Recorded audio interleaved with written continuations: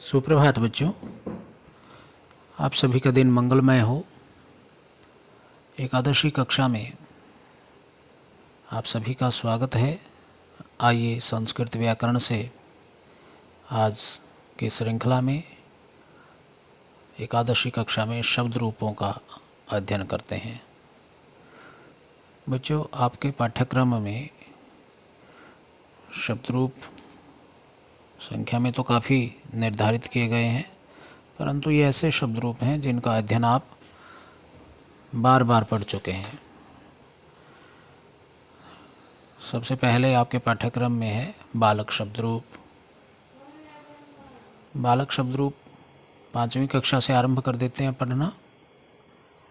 बालकः बालकौ बालकाः बालकं बालकौ बालकान् बालकेन बालकाभ्यां बालकैः बालकाय बालकाभ्यां बालकेभ्यः बालकात् बालकाभ्यां बालकेभ्यः बालकस्य बालकयोः बालकानां बालके बालकयोः बालकेषु हे बालक हे बालकौ हे बालकाः वगैरह वगैरह। तो अध्ययन करने का ये रटना और समझना दो बातें हैं। इसमें आपको दोनों बातों का प्रयोग करना होगा, समझना भी है और रटना भी है। रटने का अभिप्राय तो ये है कि जैसे ही आपको ये कहें कि पंचमी विभक्ति बहुवचन, तो आपके मुख पर उसी समय बालकेभ्यः शब्द आ जाना चाहिए। ये तो हुआ रटना। अब समझना क्या है? हर शब्द रूप अपने अंत में कोई ना कोई स्वर रखता है, या हलंत होता है तो व्यंजन रखता है।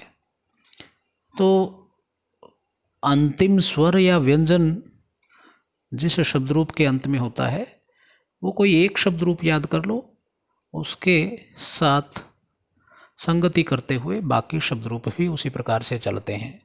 अगर आपने बालक शब्द रूप याद कर लिया तो ये देखिए नीचे लिखा देव, अश्व, पिक, कृष्ण, हरीश, अशोक, खगवानर और न जाने जितने भी शब्द जिनके अंत में अ है, वो सारे के सारे बालक के समान या राम के समान चलेंगे। आगे एक शब्द फल को याद करने के लिए कहा, ये आप पढ़ चुके हैं पहले। तो जितने भी नपुंसक लिंग शब्द हैं और अकारांत है, वो सारे के सारे फल के समान चलेंगे। हमें शब्द रूप बहुत अधिक संख्या में, या हमने संख्या नहीं दिखानी, हमने समझना है। रटे केवल एक एक स्वर और उसके बाद उसको समझते हुए हम हजारों शब्द सुना सकते हैं। ऐसी प्रवृत्ति, अभिवृत्ति, मनोवृत्ति होनी चाहिए। अब नपुंसक लिंग में क्या है? फलम फले फलानी, फलम फले फलानी, बाकी विभक्तियां बालक के समान चलती हैं, तो ये भी कठिन नहीं हुआ। रमा शब्द है लता के समान स्त्रीलिंग में, रमा रमे रमाः रमाम रमे रमाः, रमया रमाभ्याम रमाभि रमायै रमाभ्याम रमाभ्यः रमायाः रमाभ्याम रमाभ्यः रमायाः रमाभ्याम रमयोः रमाणाम रमायाम रमायाम रमयोः रमासु हे रम हे रमा हे रमे हे रमाः। तो इस तरह से लता, गंगा, सेना, शीला, माला, सभा, सब शब्द रूप ऐसे ही चलेंगे। कवि ही शब्द है, एक पुल्लिंग एकारांत शब्द याद कर लो, बाकी जितने भी पुल्लिंग एकारांत शब्द होंगे, चाहे वो गिरि हो, मुनि हो, कपि हो, विधि हो, मणि हो, या ऋषि हो, या अथवा अग्नि हो, वो सारे के सारे कवि के समान चलेंगे। इस प्रकार से हम शब्द रूपों को शब्द के अंतिम स्वर के आधार पर तोल करके उसको याद रख सकते हैं। ऐसे तो बहुत सारे शब्द रूप हो जाते हैं, तो याद करना मुश्किल हो जाता है। यदि हमें सूत्र पता चल जाए, फार्मूला क्या है, तो हम उसको याद करने में सुगमता से उसको पचा सकते हैं। पति ही शब्द है, पति ही पति पतयः पति पति पतीन पत्या पतिभ्यां पतिभिः पत्ये पतिभ्यां पतिभिः पत्युः पतिभ्यां पतिभिः पत्युः पत्योः पतीनां पत्युः, ये विसर्ग नहीं आएंगे, पत्युः पत्योः पतिषु हे पते हे पति हे पतयः। इसी प्रकार से स्त्रीलिंग में अगर एकारांत शब्द याद करना तो मति को याद कर लीजिए।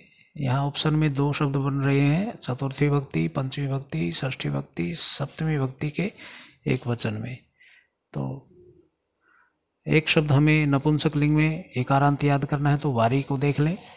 वारी वारिणी वारिणी वारी वारिणी वारिणी, तो ऐसे ये तो हुआ रट्टा, लेकिन शब्द मध्यम जो भाग है द्विवचन, वारी वारिणी वारिणी वारी वारिणी वारिणी, ऐसे ह्रस्व कहाँ है, दीर्घ कहाँ है, वो मात्राओं का यदि उसी तरह से उच्चारण करें तो हम सही से लिख पाएंगे। लेकिन यदि हम करेंगे ऐसे वारी वारिणी वारिणी वारी, कहाँ पता ही नहीं चल रहा है कि कौन सी मात्रा दीर्घ की आ रही है कौन सी, तो इस प्रकार से हमें उच्चारण का ध्यान करते हुए शब्द रूप को याद करना है। नदी शब्द है एकारांत, ये आपने 8वीं कक्षा में भी पढ़ा था। शिशु शब्द साधु के समान है, साधु को हम पहले पढ़ चुके हैं। इसको याद करके हम गुरु, साधु, भानु, प्रभु, वायु, पशु इत्यादि शब्दों को फॉलो कर सकते हैं। धेनु भी उसी तरह से है। और मधु शब्द नपुंसक लिंग में उकारांत, एक मधु, मधुनी, मधु, मधु, मधुनी, मधुनी, मधु, मधुनी, मधुनी, मधुना, मधुभ्या, मधुभिः, मधुने, मधुभ्या, मधुभ्यः, मधुनः, मधुभ्या, मधुभ्यः, मधुनः, मधुनोः, मधुनां, मधुनि, मधुनोः, मधुषु। हे मधो, हे मधुनि, हे मधुनि, हे मधुनि, इस प्रकार से। वधु है, पितृ शब्द है, मातृ शब्द है, कर्तृ शब्द है। ये ऋकारांत शब्द लगभग एक जैसे चलते हैं।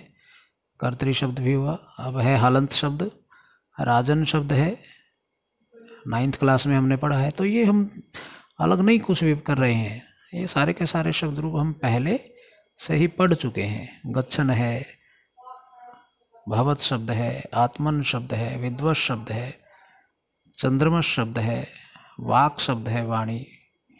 और सर्वनाम शब्द को देखें तो सर्व है, पुल्लिंग, स्त्रीलिंग, नपुंसक लिंग में। यत शब्द है, पुल्लिंग, स्त्रीलिंग, नपुंसक लिंग में। तत् शब्द है। बच्चों, आपने संस्कृत को ऑप्ट किया है तो आप केवल इस पर नज़र भर करने से, एक दृष्टि मात्र करने से आपको पुरानी स्मृति ताज़ा हो उठेंगी कि हाँ हमने ये किए थे। बस एक बार क्या कीजिएगा, इसको अपनी कॉपी में पेन से लिख लीजिएगा, अपने आप तरोताज़ा हो जाएंगे। बस इतना करना है। ये शब्द रूप आपने पहले कर रखे हैं। यदि आप इसको नहीं लिख सकते तो इस पर इसका प्रिंट निकाल करके इसको पेस्ट कर लीजिए और इसको 2 बार, फिर आपको 2-3 बार रीडिंग ले लीजिए। लिखोगे तो लिखते हुए याद हो जाएंगे, फिर 2 बार, 1 बार की रीडिंग ही पर्याप्त है। यदि आप नहीं लिख पाते हो समय के अभाव में, तो आप इसके प्रिंट निकाल करके अपनी कॉपी में पेस्ट कर लीजिए और इन शब्द रूपों को आप 1-2 बार रिवाइज कर लें तो आपको तरोताज़ा हो जाएगी। संख्या है, पहले आप पढ़ चुके हैं। एक, तीनों लिंगों में इस एक वचन में ही होता है। द्विवचन में द्वि शब्द होता है, इसका एक वचन और बहुवचन नहीं होता। त्रि शब्द का एक वचन और द्विवचन नहीं होता, बहुवचन ही होता है। उसी तरह से चतुर शब्द का भी बहुवचन ही होता है। पंच शब्द का भी बहुवचन, और पंच द्वि से आगे तो बहुवचन होते हैं, द्वि का केवल द्विवचन होता है, एक का केवल एक वचन होता है। ये आपने ध्यान रखना है। तो ये थे हमारे शब्द रूप। अब समस्या क्या रहती है? याद करना सबसे पहला धर्म है। उसके बाद हमें समस्या क्या उत्पन्न होती है? हमें कारक विभक्ति जो है बच्चों, उसका बोध नहीं होता। कारक विभक्ति का ठीक से प्रयोग न करने के कारण ही हम गलतियां करते रहते हैं। कारक विभक्ति प्रथमा, द्वितीया, तृतीया, चतुर्थी, पंचमी, षष्ठी, सप्तमी, इस प्रकार से 7 विभक्तियों का हम प्रयोग करते हैं।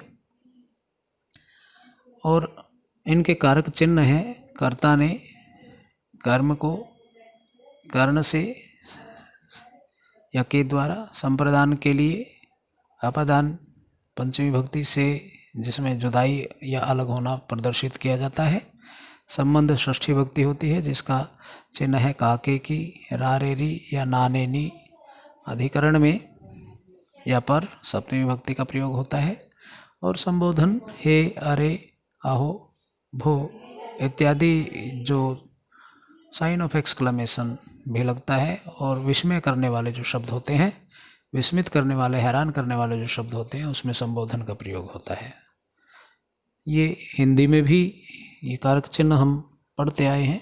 संस्कृत में अगर ये टेबल ध्यान से देखें तो जब अनुवाद करते हैं तो अनुवाद में ही शब्द रूपों का प्रयोग होता है, और अनुवाद करते समय ये कारक चिन्ह अपने आप को, अर्थ को देते हुए विभक्ति को बखान करते हैं। हम क्या करते हैं, हमारी सबसे बड़ी जो गलती है, कोई भी शब्द रूप अगर हम देखते हैं, दोबारा फिर मैं शब्द रूप पे जाता हूँ।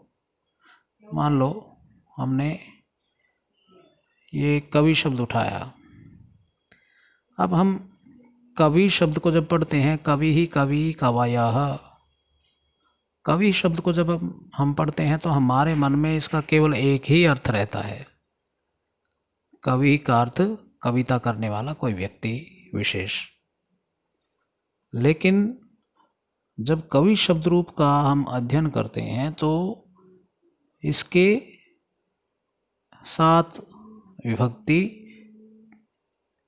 में और एक संबोधन में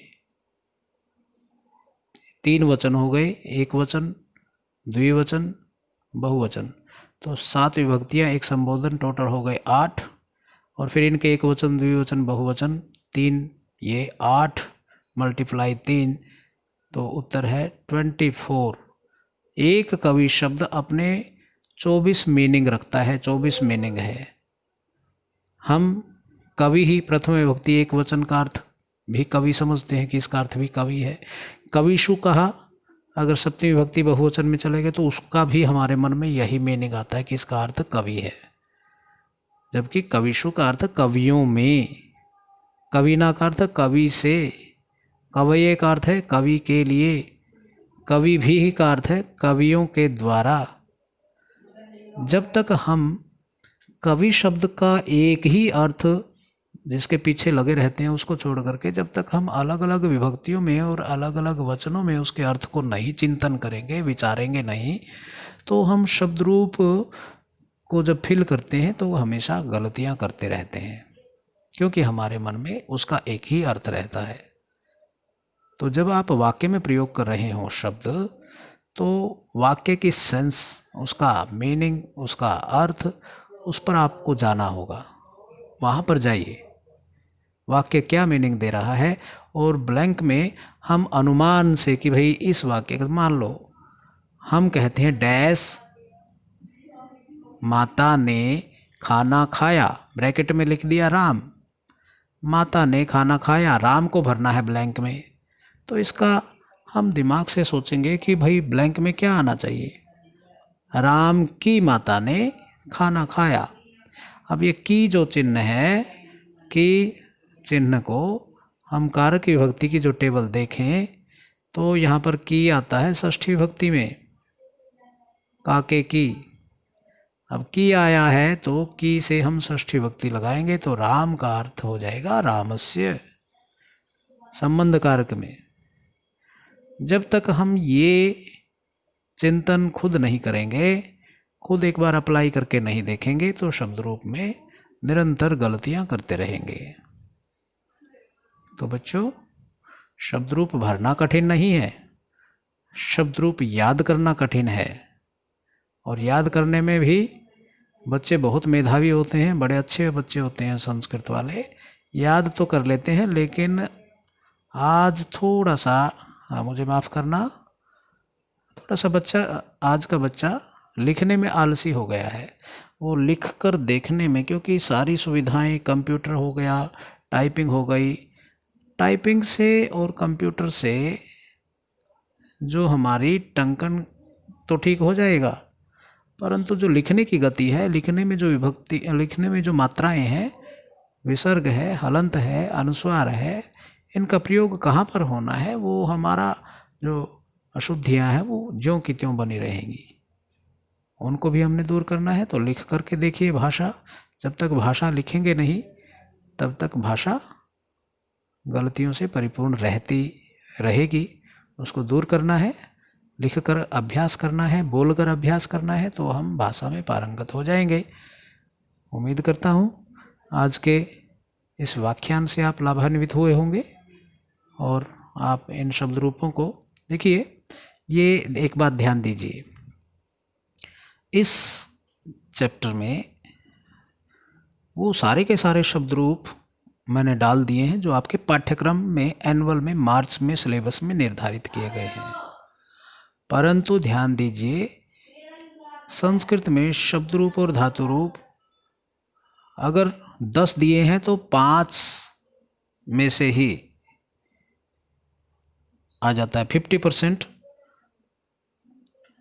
20 शब्द रूप दिए हैं तो 10 में से ही परिपूर्ण हो जाता है, पूरा हो जाएगा। तो आप 50% को याद कर लें तो भी आपका काम चल जाएगा और पूरे बिना अंक कटे आप निर्बाध रूप से 100% अंक प्राप्त कर लेंगे।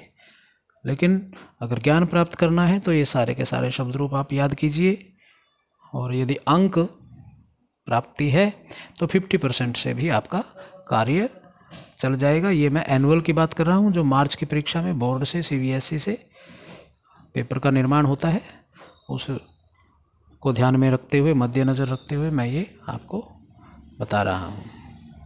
तो उम्मीद है आज आप लाभान्वित हुए होंगे।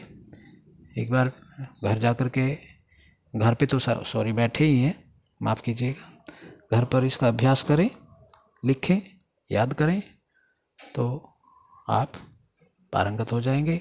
इसी शुभकामना के साथ, आशीर्वाद के साथ मैं आज का अध्ययन अध्यापन यहीं विराम देता हूँ, समाप्त करता हूँ। धन्यवाद।